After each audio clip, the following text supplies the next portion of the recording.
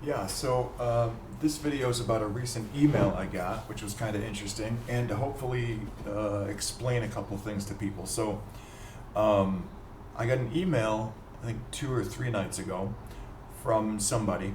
I don't know who, but it didn't go to spam. It went right to my email that said it had my email username and a password that I've used in the past.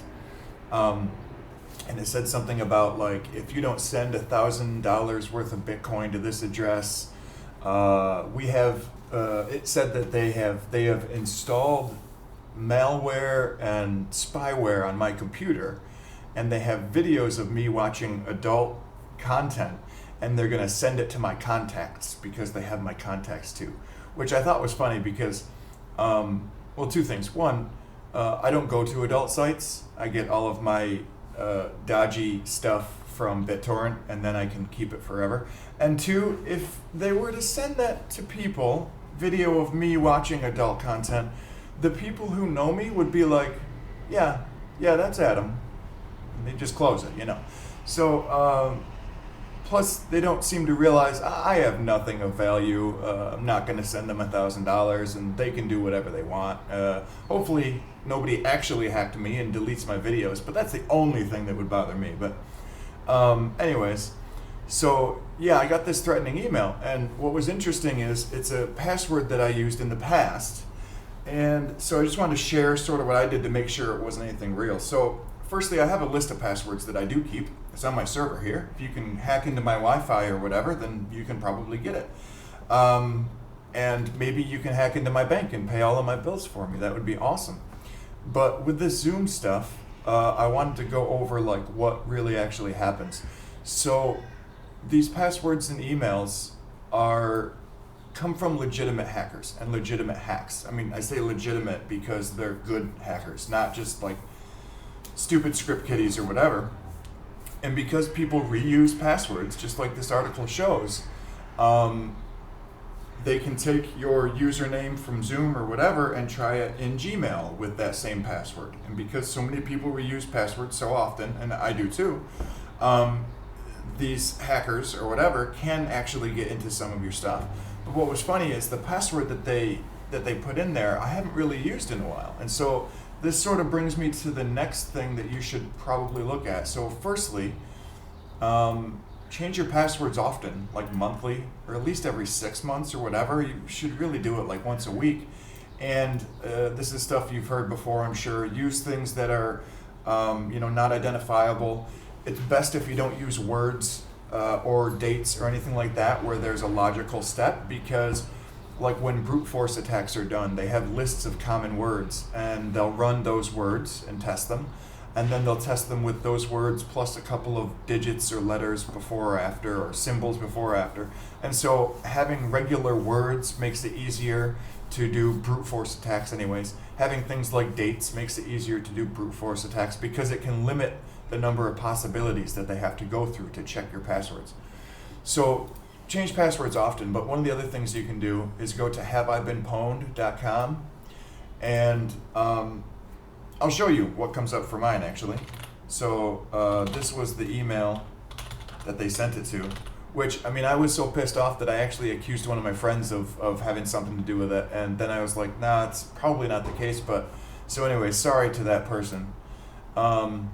So have I been pwned? Oh no, I have. And then it tells you actually where.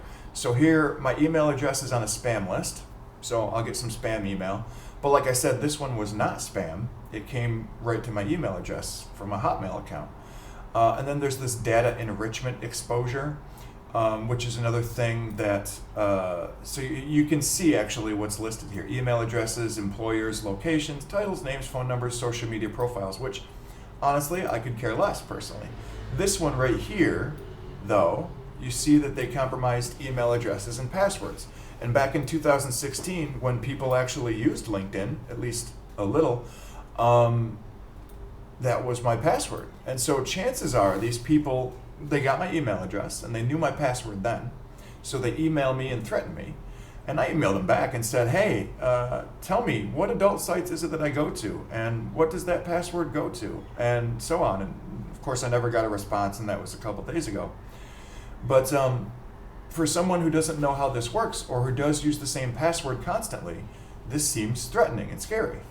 And especially we're talking about older people and people who have actually something worth value. Me, I don't have anything, so take whatever. It's not going to make any difference, and I can always download videos again if I need to. But some people actually have bank accounts with money and friends and stuff like that. So I'm not super concerned about it. But whatever.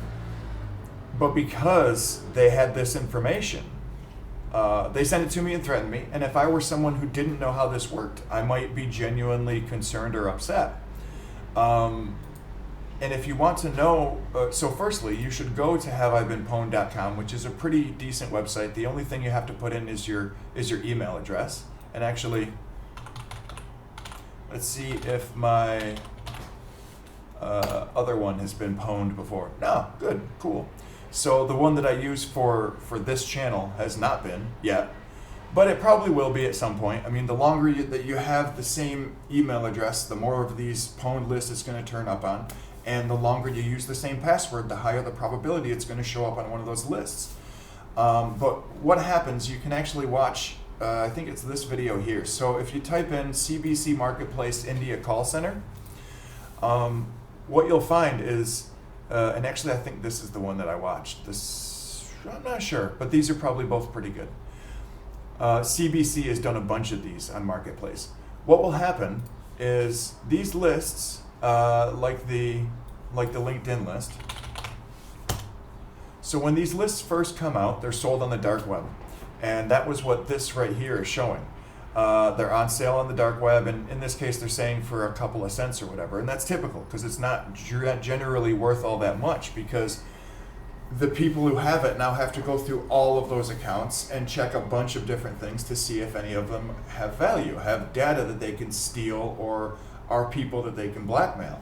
And so at any rate, this list got out, and it's probably one of these call centers or something similar to it, where they're just sending out emails trying to scare people into either giving them money or giving them other information, bank account information, credit card numbers, whatever. And what they're doing here is similar. What they do in this one actually is they'll tell a person that there's malware on their computer by calling them on the phone. And if they get a person who doesn't know any better, they'll then remotely connect. They'll tell the person how to let them remotely connect. They remotely connect to that person's computer, and then they actually put the malware on it. In this case, it's a little different. My name's on a list, but that list is 4 years old. And again, I mean, whatever. Even if I hadn't changed my LinkedIn password, I don't think I've looked at it since 2016, when I changed the password the one time. And so I just don't personally care all that much. But for someone who doesn't know, this type of thing is scary. So you should check Have I Been Pwned and see if you've been pwned. And if you have, change all your passwords and maybe not use that same account. Maybe use a different account if you can. You should, and these things are updated regularly as well, because what will happen is these lists become less valuable every day. Every day that goes by, there's a chance that the people on those lists have changed their passwords, making them no longer usable.